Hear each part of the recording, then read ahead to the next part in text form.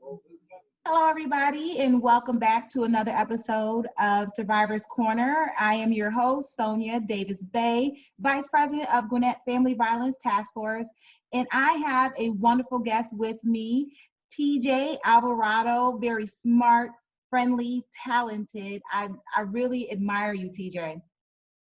Thank you, Sonia. Thank you so much. I appreciate that. And I as well just have nothing but strong accolades to speak for you and the other women that are in current leadership with Gwinnett County's Family Violence Task Force. It's not an easy task at all, but you are well qualified and deeply appreciated by the community. Thank you.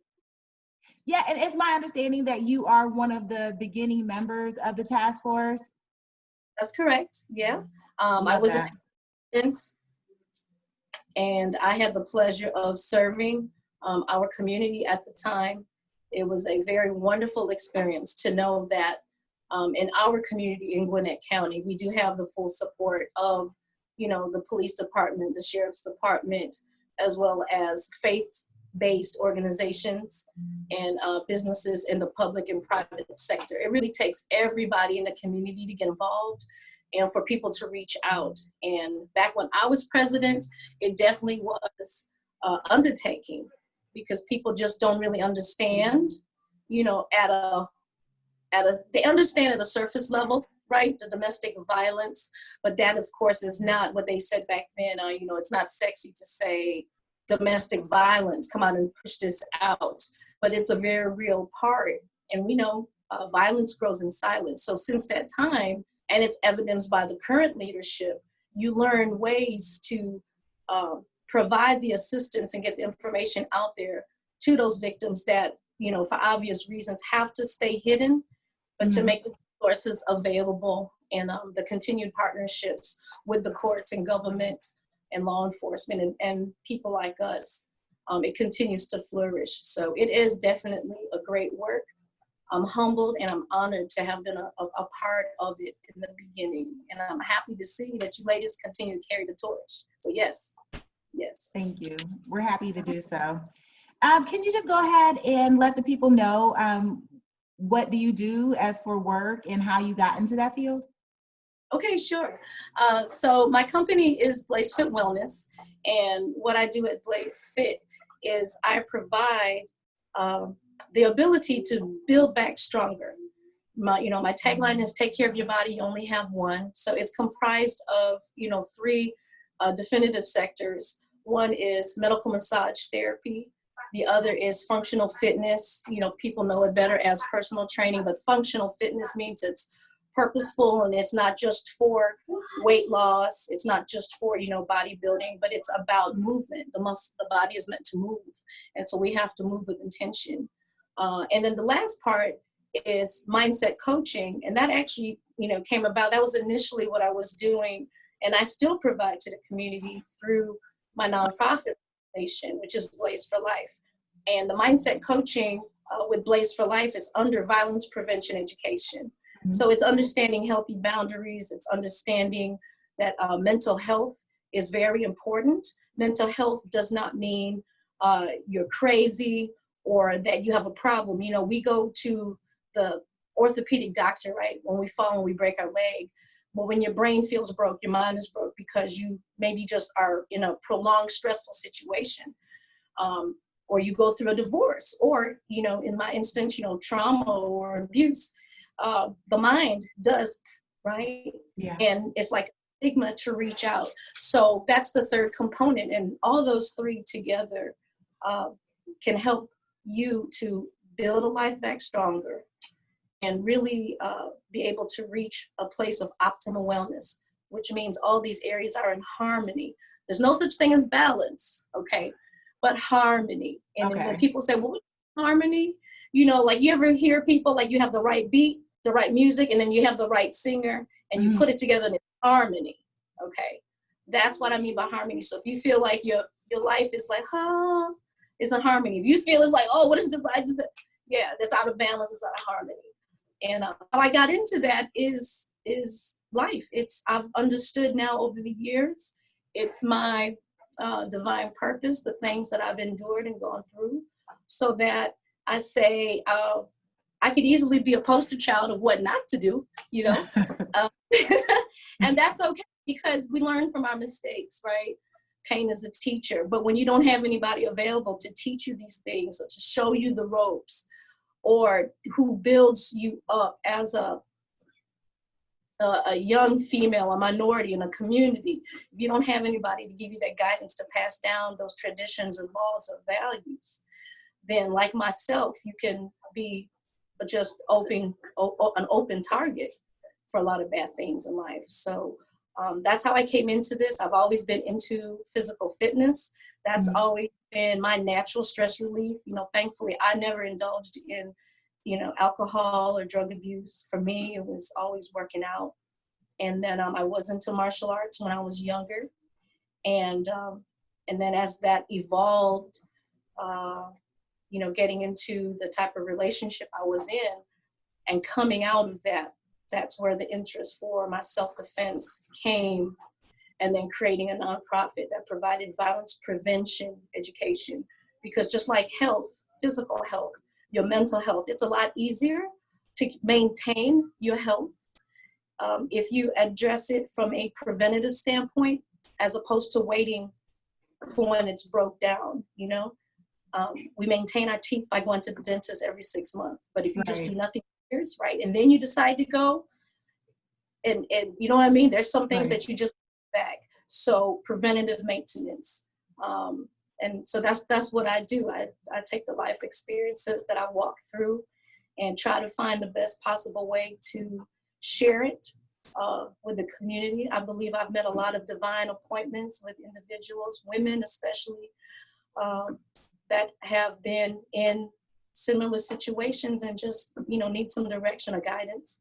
And more than anything, a real live person to say, hey, I've been through this, not with one, not with two, not with three, but with 4 children as a single mom. I got through this, you can get through it too. So, I love that. Yeah, definitely. And I love what you said about preventative maintenance for your mind and your body. And working in harmony. That makes sense. Yes.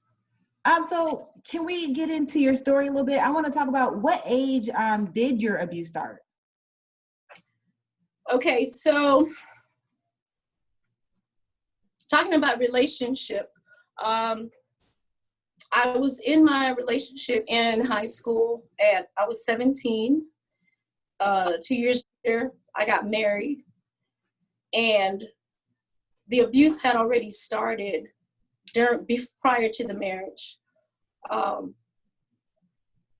was physically hit, because I had disclosed information about my upbringing. Okay. I am first generation Filipino here in the United States. Myself and my brother, we were born and raised in Detroit. But there was no other Filipino Americans around us, you know, not in the city I lived in. I mean, I lived right in Detroit off of Southfield and Schoolcraft. No other Filipinos in my school. And there are things that I experienced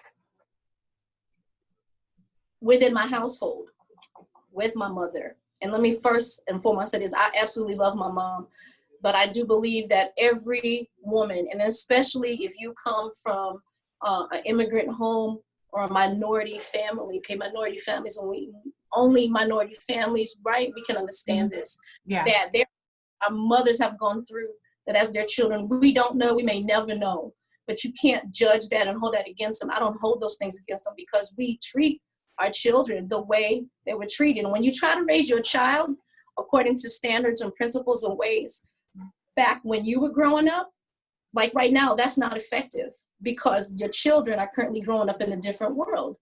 So my mother was trying to handle me the way she was handled back in the islands, but I'm living in Detroit. And I'm around, you see what I mean? So there was a big disparity. Because I had a natural attraction to working out and fitness, you know, I won't say I'm bigger boned, but I'm not that dainty ballerina. Yeah. And so at the time, she was like, who's gonna want you? You know, look at your legs, they're so big. You just, you know, you should have been a boy. That stuff hits hard. Okay, I don't care who you are. When you're, your identity comes from your parents. So if I could say anything to the parents, please be careful what you say, what you're planting into your children, because it may not seem like a big deal, but that stuff goes really deep, right? It goes really deep.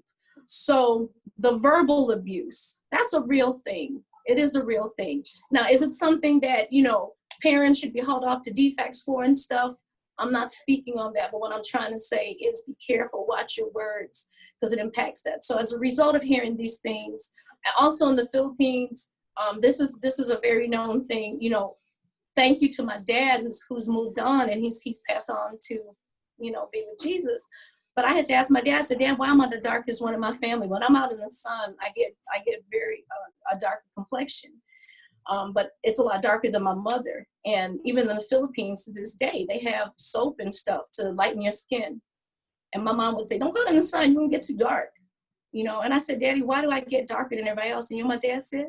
He said, because you're a real island baby. Because you're a real Filipino. Only the true Filipinos, right, have the darker complexion. And so getting to understand who I am and my identity and why I'm created the way I am, right? Mm-hmm.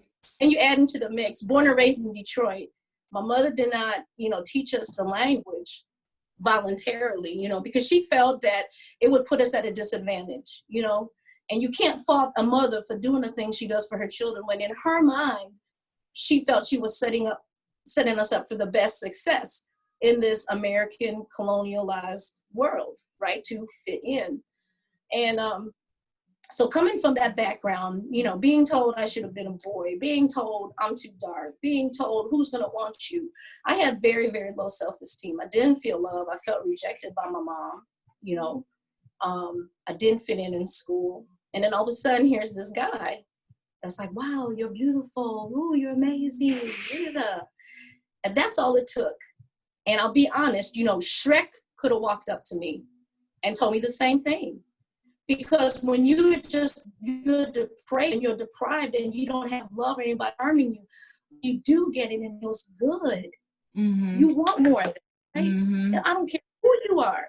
When you're feeling awful about whatever, and here comes a stimulation that feels good and now makes you feel good about the things you can't control. You can't control the color of your skin. Right. You can't control if it's skinny or big. Right? You can't control if you're tall or you're short, but then somebody comes along and says, you're great the way you are. You go gravitate to that.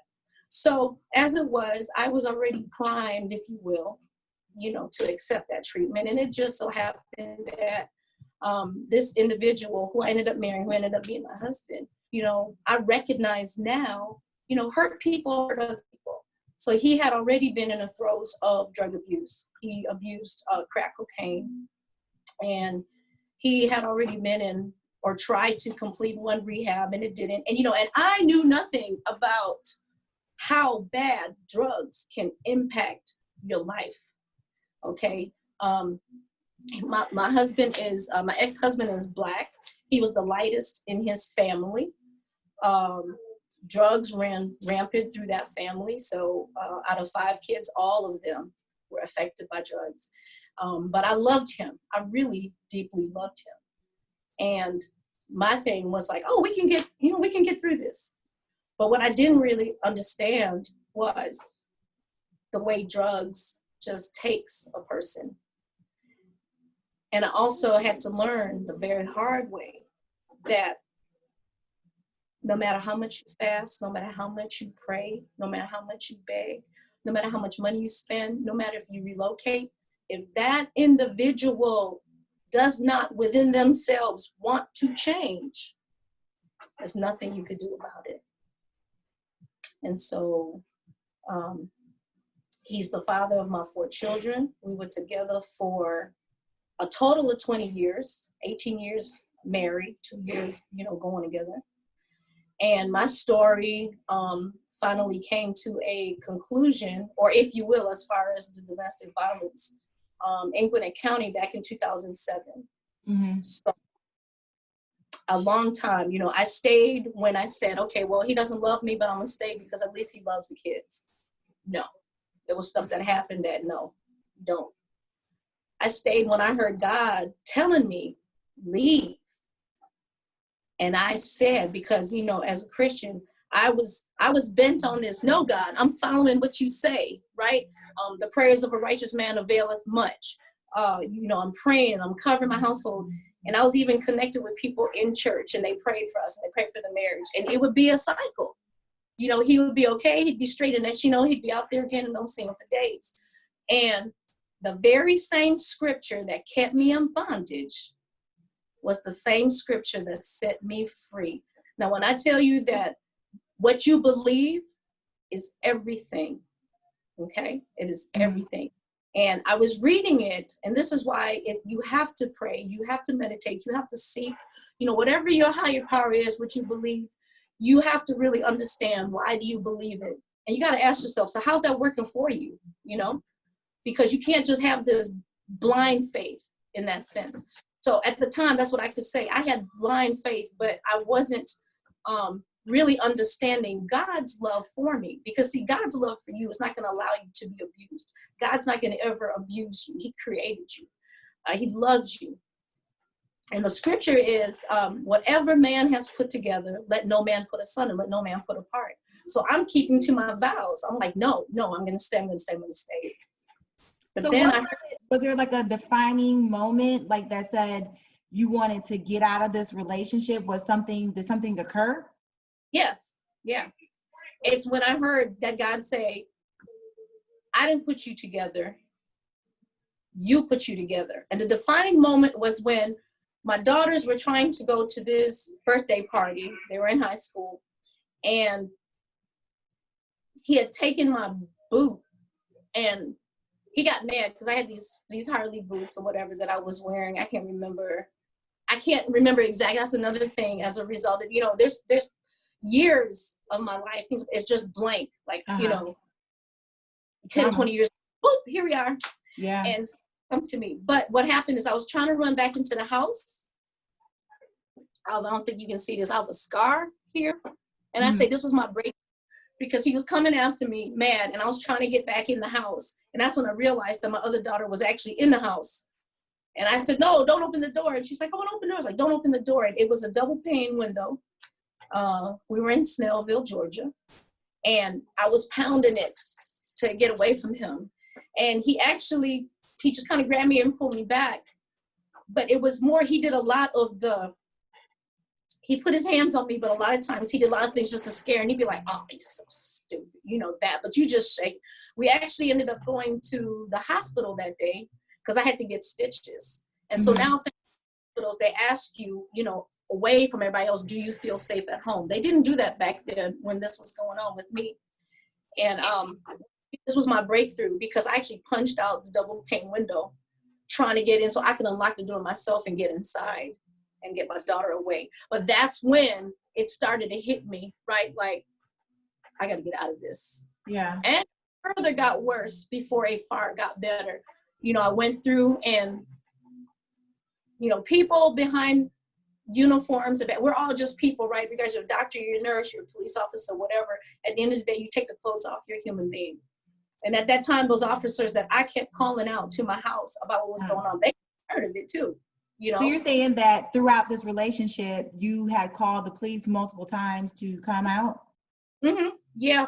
There was a simple battery. There's a time when there was marks on my neck from what, and then they ordered him. He was ordered to, get out of the home.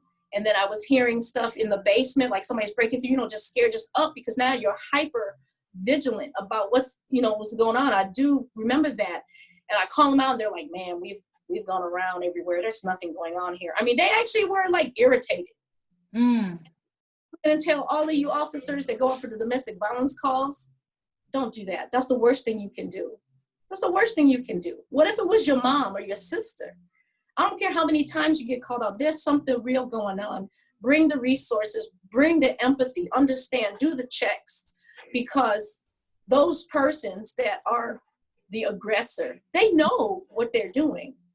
Now, whether they're on drugs or not, that mind is calculating. They know when to come and instill fear. And if you're going to support your community, you're going to support these mothers of these families, these children. and you want the children to recognize you as law enforcement, that there's somebody that they can trust or be safe with, in spite of all these things that through social media is getting blown up, right? Then when you have that opportunity to show up and be real, show compassion, be human. Stop looking annoyed that you have to go out to this house for a DV call for the 5th time in a week, because there's something real going on there. So, right. Yeah. Because as we know, it takes multiple times before a person actually leaves their abuser. Yes. And there were times that my children, we slept in the parking lot at Target, because I was like, we're not going home. I was like, we're not going back. And it got to the point where my kids were literally like in the back seat going, can we just go back home? Because that's all we anyway, Mom, like, they're tired. Because I was like, no, we're leaving, but where did I have to go? Because I couldn't tell my friends. My family is in Detroit, they weren't here. So they didn't know until everything hit the fan, and I was actually in court. By the time I got to that point, when you say you're done, but then you're done. Right. However, I am not trying to make light of the situation. For those of you that are watching this and you're in a situation now, and you might be thinking, oh, TJ, you're so strong. I'm not strong like you. Let me tell you something.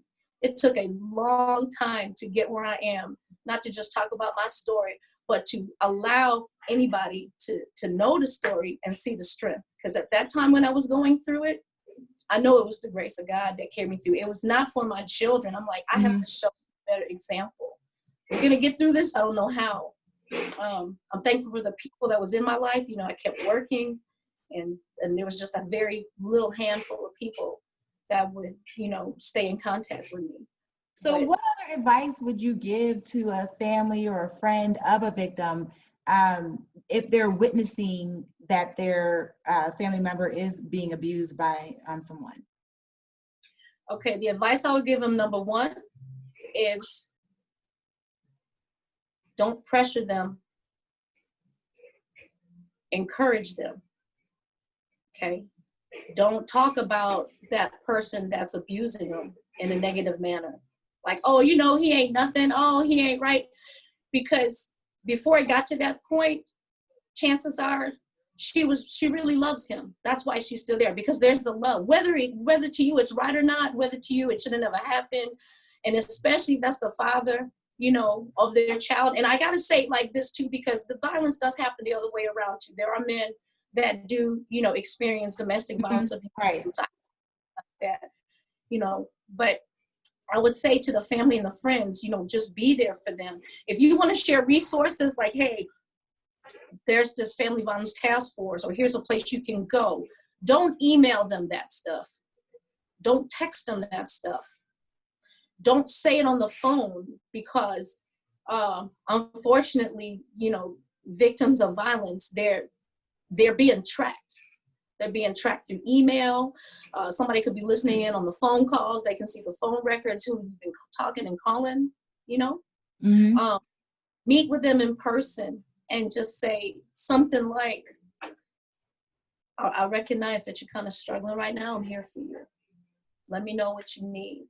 I put together a bag of some clothes, if you think that you want to leave, I'm here for you. And then you get out, and by all means, if family or friend of someone who you believe is going through this, you can go to these meetings, you can seek help, you can look it up on your computer and stuff and find out what you can do, and then get in touch with a victim advocate, and ask them, how can I help? Because that really is the best way. That'd be too long on here to say, but right. I would say, don't, it's that reverse psychology. Just like we tell a kid, don't do that, they're going to go do that. So if you tell somebody who's in the process of trying to get out, and they're second guessing themselves, they're questioning, they're being made to feel like maybe they're the problem.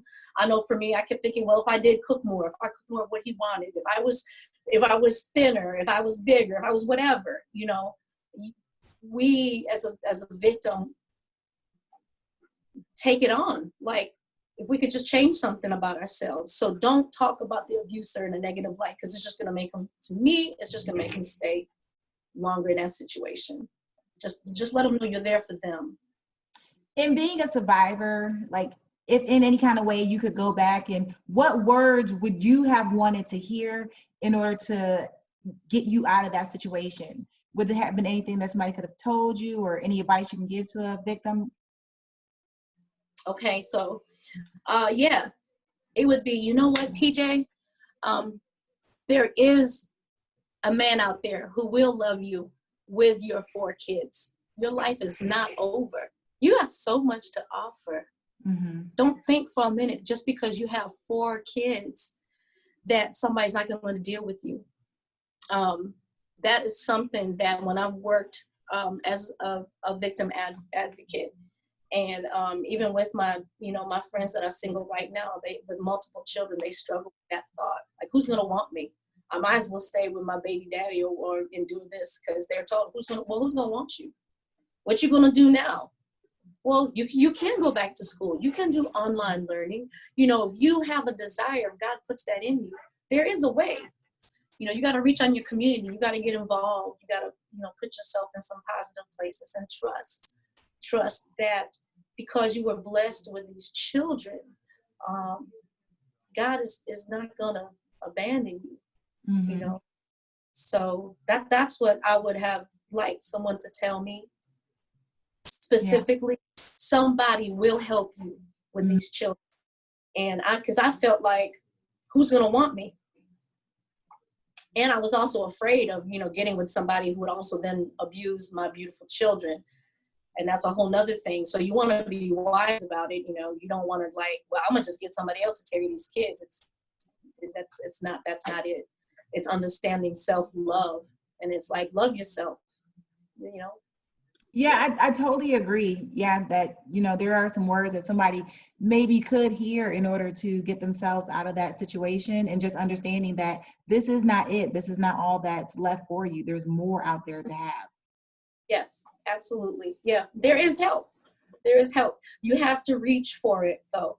Nobody is a mind reader. Yes, we can tell that something is wrong. Mm-hmm. Unfortunately, today's society, more often than not, I think a lot of times people, because they don't know what to do, they kind of just, ignore or hope or, do the I'll pray for you.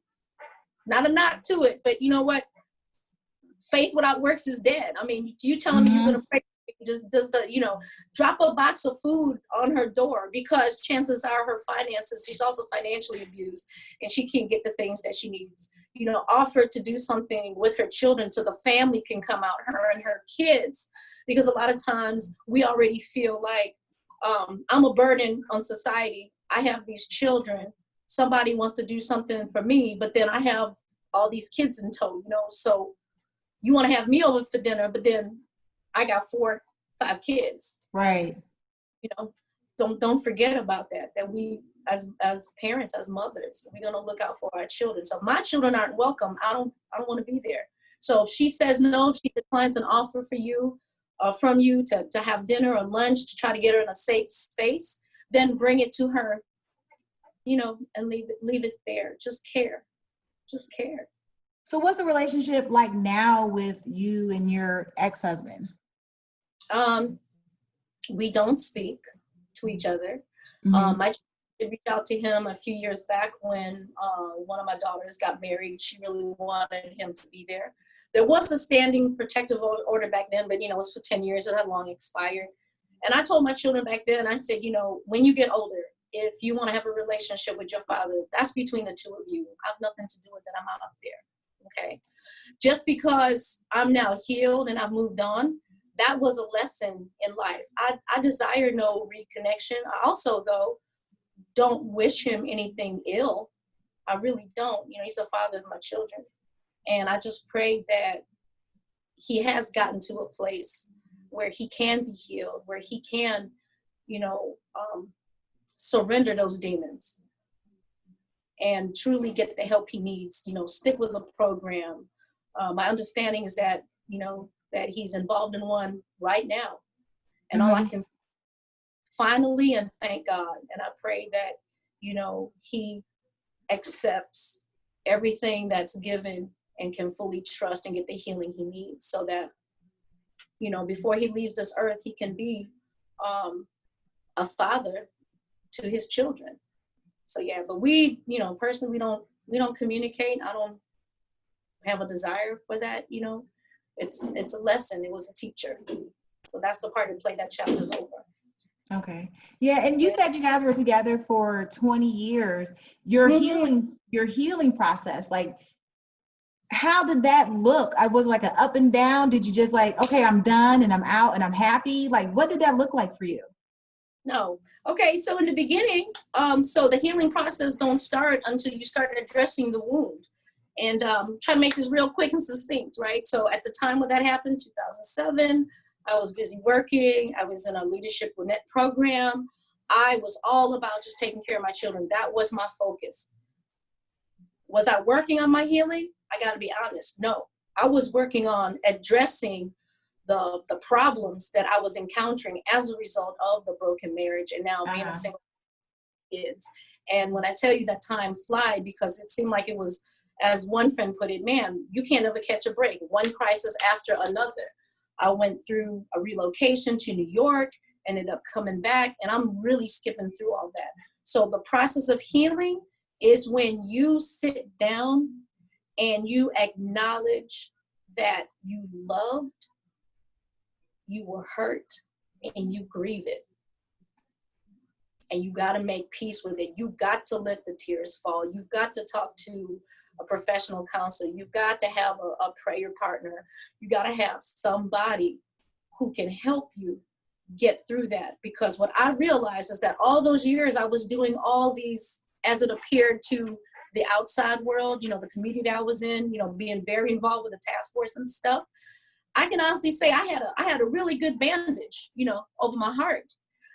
But it wasn't until I went to New York, experienced something a little similar, and then I recognized that in a heartbeat. I was like, oh, no, we're not doing this again for another 20 years. Got up, left that, came back here, and then as the memories came and as the time allowed, I began to understand that I was still hurt. Well, it wasn't I was still hurt. I never allowed healing to transpire. So getting involved in my church, I went through a class called Divorce Care, and Dr. Valerie Harrison, she's still a very good friend of mine, and she's my mentor, like my spiritual sister, mom, helping me with that and understanding what is forgiveness. I can honestly say I have forgiven the abuse. I never got an apology. And that's okay, because I understand what it means when the forgiveness is for me. Me to say, I'm holding you hostage to this for what you did. It's like a debt you got to repay. So you can never repay that. You can give me back my life. You can't give me back that time. But I have to forgive and release. And so it's doing a lot of inner work. It's being deliberate with your healing. It's seeking out help. It's having really good people around you that you can be transparent with, okay? If you're just hanging out with people after work and you're keeping it real surface level, you're not gonna open up. You've got to get with people that have really been through what you've been through, and and show up to the meetings, listen to stories until you feel moved to connect it, to share. And that's where it starts. And just know that you aren't the first one to go through it. You won't be the last one. But you can be the one that not just survives, but thrives from it. And that's the benefit of going and getting involved, is because it will help you develop a trust and the belief that you can get through it. So yeah. That's beautiful, TJ. That's really beautiful. Moving from surviving to thriving. Yes. Absolutely. Yeah. And from the sounds of it, like you said, you've gotten through that healing process, and you can now help other women get to that point as well. So that brings me to my next thing. You want to go ahead and plug anything at this time? Okay, there's a few things. Definitely want to plug the fact that while you're going through your struggle and just life in general, okay, the words you say to yourself, the music even that you listen to, is absolutely important, because it is impactful. Okay, we tend to sing along with the words of a lyric. You might say it's got a dope beat, but what are you really singing along to? What are you listening to? There's the obvious things, and people like in praise and worship. There's, Kirk Franklin and things of that nature, whatever you might like. But one book that I like to mention is What Do You Say When You Talk to Yourself? Shannon, just the name just escaped me. I can't even remember. Anyway, what do you say when you talk to yourself? Read that book. And then when it comes to music, I definitely want to plug my girl, my fellow Panay, Ruby Ibarra. You can go to rubyibarra.com. I supported her. This is a shirt, Island Woman Rise. And it's about understanding your roots. Ruby's lyric is dope. She's got Rocky Rivera, MC Classy, Faith, who's also a spoken word artist out in Cali. And they talk about being a brown woman surviving in the United States because of brown skin and the things that we experience. I believe for such a time like this, I'm called, and these young ladies are also called, to shed light on the injustices that we experience, not just as immigrants and being, first generation in the United States, but even with the stereotypes of our face and what we look like. Because one reason that I am so strongly against being called Asian, number one, Philippines is Pacific Islander. We're close to the Pacific Ocean, but unfortunately, the United States, just like all of the ethnicities, has on top of stereotype. I hate the stereotype when people say, "Oh, Filipino," they go to the Philippines for mail order brides, and they also look at Philippine women as being subservient in the sex trade industry. So human trafficking is something that that's a hot spot. I could talk days about that. I'm part of Blaze for Life is raising awareness of human trafficking and how we can help eradicate that and protect our community, our youth. And it's not just women that look like me, it's just women and children in general. But definitely Ruby Ibarra, check out her song, Us. It's very empowering, especially if you're a Filipino woman growing up in America. I want to plug also a very good friend, dear brother of mine. His name is Andrew McCarter. He's a rising artist, and I can drop in the comments his IG, but he has a song that affirms you as a woman and who you are, and I want to plug that. I also want to plug my site, which is Blaze Fit Warrior 365, where if you're in Georgia and you want to get connected, that's where you can find out more things about what I'm doing in the community. I am a small group leader with my church, and right now, because of COVID-19, anybody from around the world can join in on the Zoom meeting. I have an account, so up to 100 people can come on, but it's about faith and fitness. And I'm also available as far as, if somebody wanted to talk one-on-one, I'm open to that. If you want to ask me questions, I have a Zoom account. And of course, I'm available to you all, Gwinnett County and the task force. So violence prevention education, I still do that. I'm part of an online group, which is empowering self-defense for women. So you can find me through Facebook, Blaze for Wellness. You can find me as TJ Alvarado. I'm on Instagram, Sister Soldier.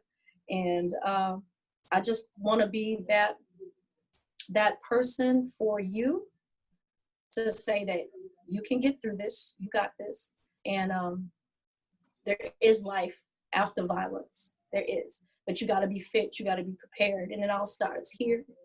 And we can't do this on our own. We gotta connect with each other, so. I couldn't agree more with you, TJ. I really couldn't. I really want to just let you guys know that I have talked to TJ extensively, and she is not lying when she says she skipped past a lot of stuff, and we're just trying to put it into this interview for you guys to see. She is an amazing woman, smart and talented. Her story, when she writes this book, y'all pick up that book. Yes. Pick up the book.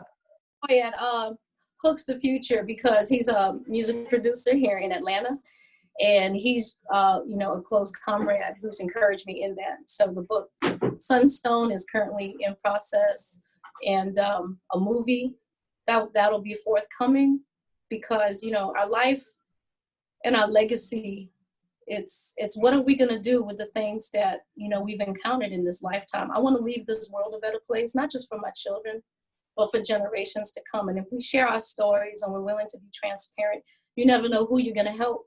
It's like planting a tree, right? The trees I'm going to plant today is going to give shade to somebody else. And that's what we got to understand, that it's not a one-time thing, that it's a journey. It takes time for that oak tree to grow tall and strong.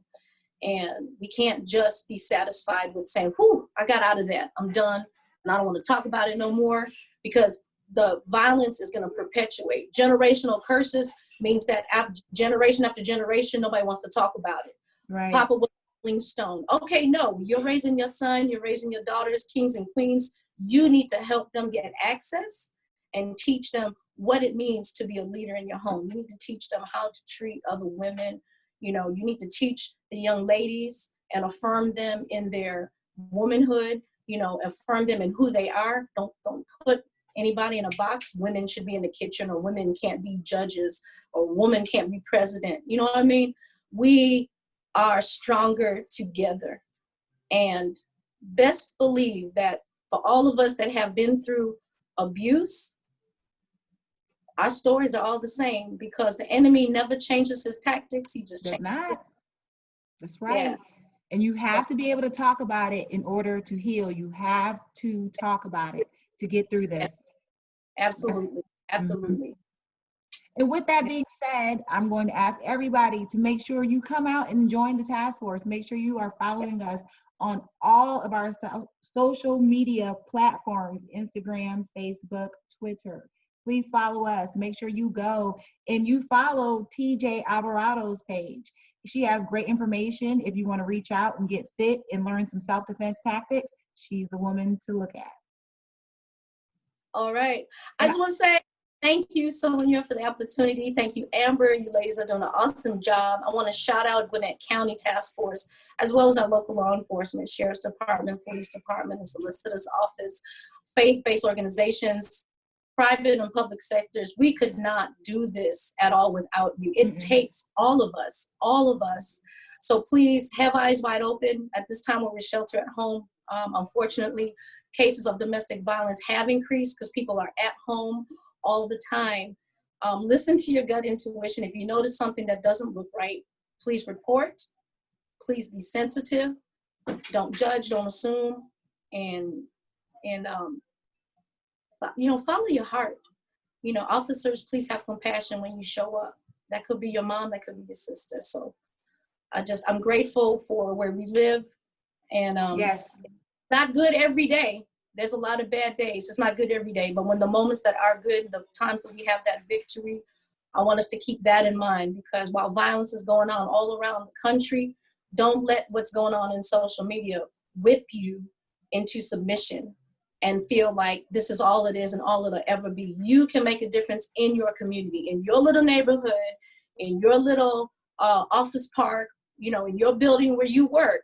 You can make a difference. You can take a stand for the people that have to be in the shadows, that have to hide in silence right now. You can help bring them out by showing your support and standing up. So please come out to the task force meeting. If you can't make it every month, that's fine.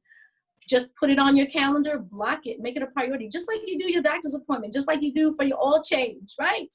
That's you right. Could be there. You would show up for a cookout. You will be there. You sure So can. come up to the task force, because your presence means everything to that woman, to those children that are in an abusive situation. You can make a difference right where you are. Show up. Thank you, TJ. I really appreciate you coming on and sharing your story with us. Thank you so much. Thank you for having me. All right. Bye, guys. Bye.